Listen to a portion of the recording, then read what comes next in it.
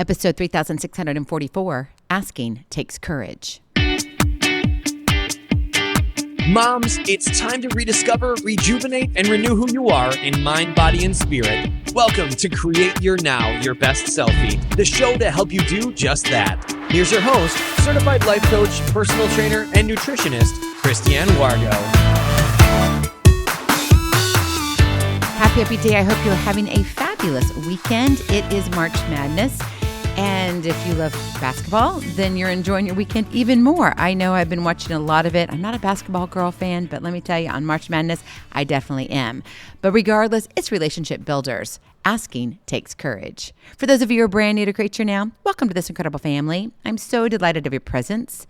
If you already even had the opportunity, you want to head on over to createyournow.com, where you can learn more and sign up for the Kisses newsletter. The Keep It Simple strategy, everyday solutions to live, love, and impact. Well, this episode is brought to you by AIM, Inspiring Connection and Community. Okay, so a lot has happened this past week. Just think about it. We've had St. Patrick's Day. Maybe you're on spring break. Some people are having spring break now, or you're just coming off of it and trying to get back into the routine. Or maybe it's next week and you're like, yes, this is the start of it. It's just the beginning and you're traveling. Take a deep breath, because life doesn't slow down, but it can get better. And I like to think that it gets better because we get clearer with our direction as an individual. And then when we look at our marriages and our relationships, it's important that our togetherness, coming together actually and being able to communicate what we need, gets better and better and better. I mean, think back to when you first met your spouse, back in the dating years. You probably didn't communicate the same way that you do now. Now, I'm hoping that you would say it's better and not worse, but I do know that there are seasons that you just kind of want to shut the door and pretend that neither of you exist. I get that. But understand this, communication is key in any relationship, but specifically in marriage. Many spouses struggle to ask for help, feeling guilty or burdensome when they do. It's like, I don't want to, he's got so much on his plate already. And you know what? If she would just do what I know she already knows needs to be done, then it wouldn't put me in a bad spot. Asking does take courage, and it's a sign of strength, not weakness. So why don't we do it more often? Why don't we? Why don't you? When was the last time you asked your spouse for help? Literally. I can sit here and say, I did less than 7 days ago. My husband, he was traveling the week before, so he came home and we're in forced renovations. We're almost to the end of it. We've got just this little bit of a punch list left, and I just need some strength. I'm very strong, but I need more than just my 2 legs and my 2 arms. I need a couple sons. I need my husband. And so he came down and came home, and it was like, yes, we got this. We are going to make this happen. And so we worked and we worked and we worked. But you see, I needed to ask for help. He knew I needed help, but he also wanted to hear it. And sometimes we forget that our spouses actually need to hear from us that we need them. And when we ask them for help, that's saying, hey, I need you. Not like, oh, I got this. Life is about doing it together when you say I do, because it becomes we do.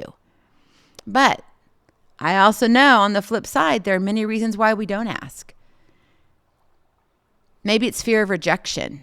Maybe you hesitate to ask for help or communicate your needs out of fear or being like rejected or judged by your spouse. That's a real deal. It's a real thing. One thing I can say is, number one, I'm sorry that you feel that way in your relationship. At the same time, is it more you than them? Okay, I'm going to push back a little bit here. But that fear of rejection, we've got to acknowledge that. Maybe it's an assumption of mind reading. Some spouses believe that, their partner should intuitively know, that what they need, they got it. And they don't even have to ask. They don't even have to be specific. They should just know, which leads to what? Miscommunication and unmet expectations. In other words, you have a big mess. It's, in fact, a hot mess. But that's when you sit there and think about, well, don't they just know? What about guilt or shame? Feelings of guilt or shame can prevent us from reaching out for assistance, as we may perceive ourselves as burdensome or inadequate for needing help. Like, gosh, if I ask for this, that means I can't do it by myself. So I'm less than, I'm not good enough. How many times have you had those whispers in your head? And it may be nothing that your spouse is whispering to you. It's your own perception. And so you have now placed this on your spouse saying, well, you know what, if I do this, then, he's going to think less of me. Actually, he may think more of you because you need him. Maybe it's lack of prioritization. Balancing household responsibilities, the dinner dishes and dogs, the work commitments, your career, obligations of your community, your church. Oh, wait, don't forget the children. If you have them, you just can't put them in a closet and say, I'll come back and work with you in a few days. It does not work that way, right? They need your attention. They need you to be present for them. But what happens is all of the stuff of our everyday can make it difficult for you and your sweetheart to prioritize, hey, we got to talk here. And we don't tell each other what we need. And then we seek support where we may not even know that that's where we're seeking it. We may seek it outside of the home. And really where it needs to come from is our spouse. And that can lead down a rabbit hole of many different colors. But we'll leave that for another episode. How about this one? Communication barriers. Poor communication skills or unresolved conflicts within the marriage can create barriers to effectively expressing the needs that you have, the needs of your spouse, and asking for help. Maybe you've been fighting for the last 2 weeks, and now you can't even remember. And listening to this right now, hearing my voice, you're like, I don't even remember what we were fighting about. Why are we arguing? But I'm mad at him, and he's mad at me. Okay, that's a real deal. But is that really getting you where you need to be as a couple in your marriage? And how is that affecting the family?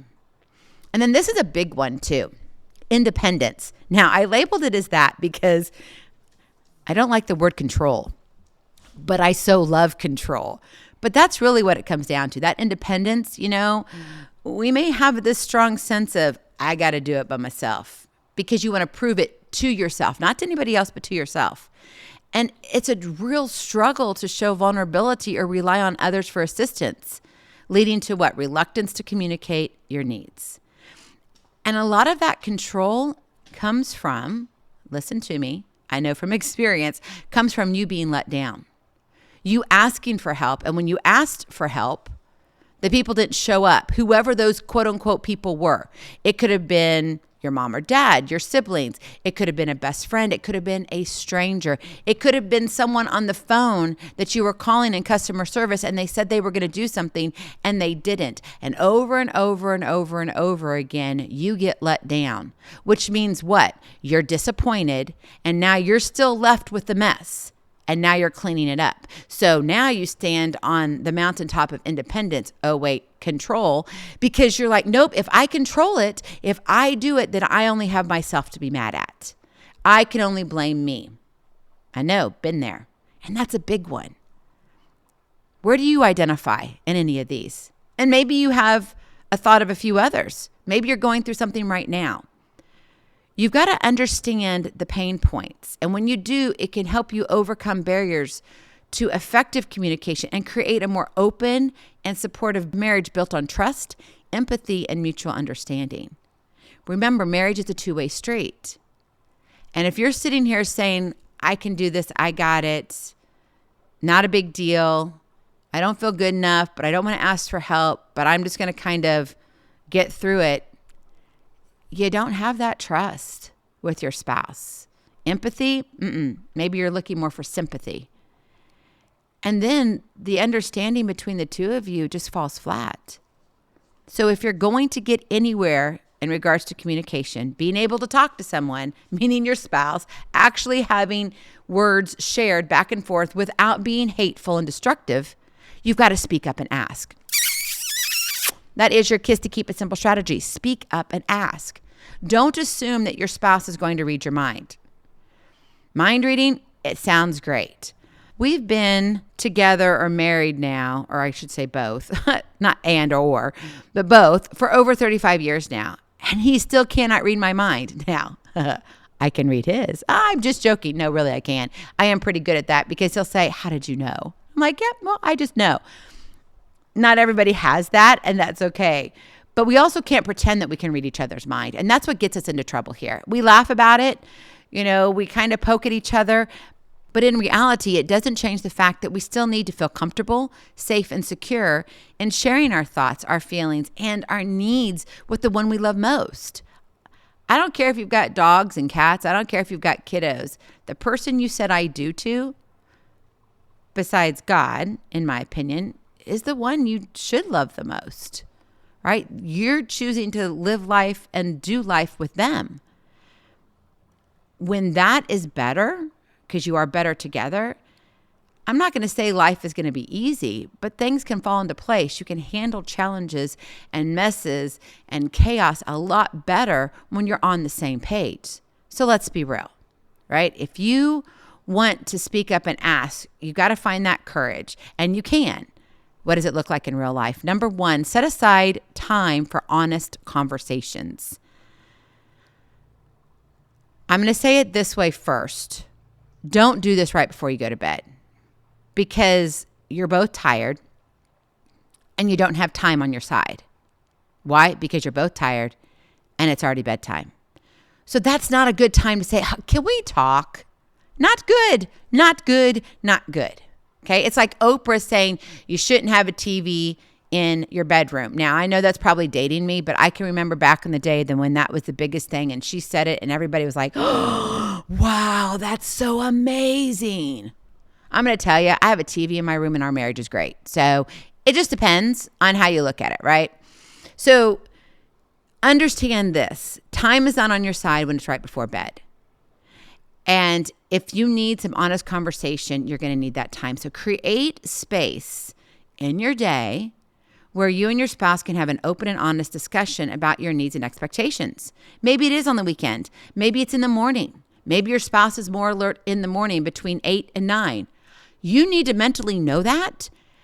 And I'm not saying you go and schedule, hun, we need to have an appointment at 8:25. No, don't do that. But in your mind, it's like, I need to bring this conversation up and I can do it at this time, right? So schedule regular check-ins too. Now, this I do believe in. Maybe it is right before bed. For us, when my husband comes home after he has decompressed for his day, I kind of check in with him. Hey, how was your day? How are you feeling? What's up? Because I'm feeling out what the evening is going to need from me, okay? My energy that I'm going to need to pour into him, the love or the extra heart that I need to extend to him. Yeah, I do. I put him first. If he's traveling, I know that we're going to have conversations over the phone. What does that look like? I make sure I'm available. So where can you check in? And by establishing clear communication channels, like the river when it flows upstream or downstream, you want communication to be this beautiful downstream flow where it's just automatic. It builds trust and understanding in your marriage. That's what you want. That's the goal. So set aside time for honest conversations. And if you're mad at each other, don't say, now's the time to be honest. That's not going to get you very far fast. So be realistic with your expectations and understand that it's still going to take two to tango, right? So you can't say, I need all of this and not give anything to your spouse. So be aware of that. Number 2, practice self-advocacy. Recognize it is okay to prioritize your well-being and ask for help when necessary. If you're struggling, say, hun, I am really struggling here. I am drowning. I need help. And when you can say, I need help, it acknowledges your own needs and it vocalizes them to your sweetheart. Remember that a healthy relationship is based on mutual support and cooperation, right? It's the we do dance, the tango. It takes two. You're going to look funny if you tango with yourself. I'm just saying. Now, you may go viral, but you're just going to look strange. So don't hesitate to express your concerns or ask for assistance, right? You're in it together and you're better together. But you've got to be willing at times to say, you know what, I need help here. And it might be one of the things where you just simply go to your spouse and say, "Hun, I don't even know how to say this, but I need attention here. I'm struggling in this manner. I need help. What are your thoughts? Can I just get your thoughts?" And then just be quiet for a minute and then let the conversation go from there. You're not coming at him or her whining or being destructive or criticizing. You're coming at it from the whole point of, I need you. Can you be here for me? And what does that look like? Can we figure this out together? Right? It goes back to being better together. And then finally, number 3, frame your request positively. When you ask for help, don't do it in a critical manner.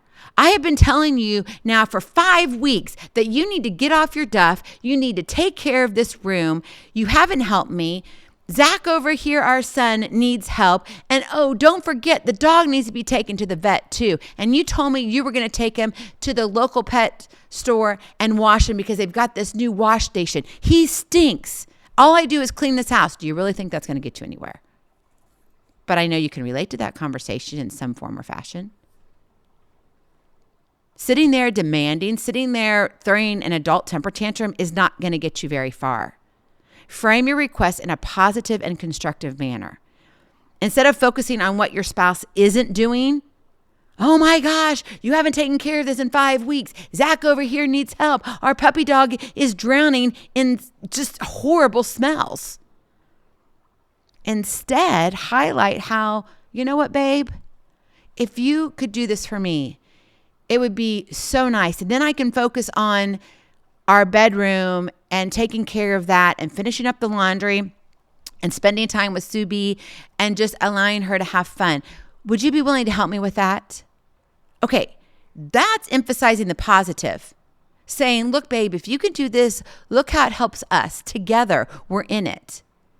And that's when you encourage this collaborative approach to problem solving, to not living amongst the chaos all by yourself. And it strengthens your bond as a couple. Yeah, believe it or not, a hot mess brings you together. Oh, it's so much fun. But you've got to be willing to stop criticizing and come from a constructive manner. You're building a home. You're not tearing down a house. There's a big difference. And when you cultivate this courage to speak up and ask for help in your relationship, in your marriage, when you say, babe, I need you, that can foster this deeper connection, right? It goes deeper. It's not just surface level where, oh yeah, thanks for the dinner, hun. I love you. Have a great day. Okay, I get it. You mean those, but it's not getting you deeper in your relationship. It's not taking your bond saying, you know what, when that earthquake comes, we are so connected, it doesn't matter. We'll make it through. We got this because we're in it together, to win it together. We're better together. And that's when you create the supportive, harmonious partnership called true love. Love that surpasses the test of time. No tornado, no earthquake, no hurricane, no fire, no flood will tear you apart. Remember, when you ask for help, you're not weak. You're not less than. And believe it or not, you're actually more than. Because you're saying, we said yes together. I need you, babe. I need you. And when you feel needed, what happens? You know what happens. You know what it feels like to feel needed. But if your spouse is just feeling walked all over all the time, that's not a feeling of need and love and trust and empathy and security and safety. It's well, I guess you're just using me. Thanks so much for that. And you feel like you're in high school all over again. Take that out of your marriage, wherever you are in your walk, however many years. It could be 2 months of marriage. It could be 45 years of marriage or greater. And maybe it's your second marriage or your third marriage. Maybe right now you're single and you're dating again.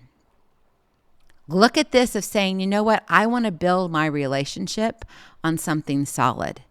And that means I don't have to be everything to everybody because we can be it together. We make a great team. You go from I do to we do, and you're present with each other. That, my friend, is a testament to your strength as a couple and a commitment to building a healthy and incredible marriage because you care and love deeper every day for each other. Asking takes courage, so go and do it. I love you so very much. I cannot wait to see you on the other side. Blessings, hugs, and lots of love. We'll talk to you real soon. Hey, enjoy those basketball games together. We'll talk to you soon. Bye-bye. Feeling inspired, ready to train for life, and love your journey? Visit createyournow.com for more incredible resources to help you along the way. We'll see you next time on Create Your Now, Your Best Selfie. And remember, always be sure you consult your physician before beginning any health and fitness plan.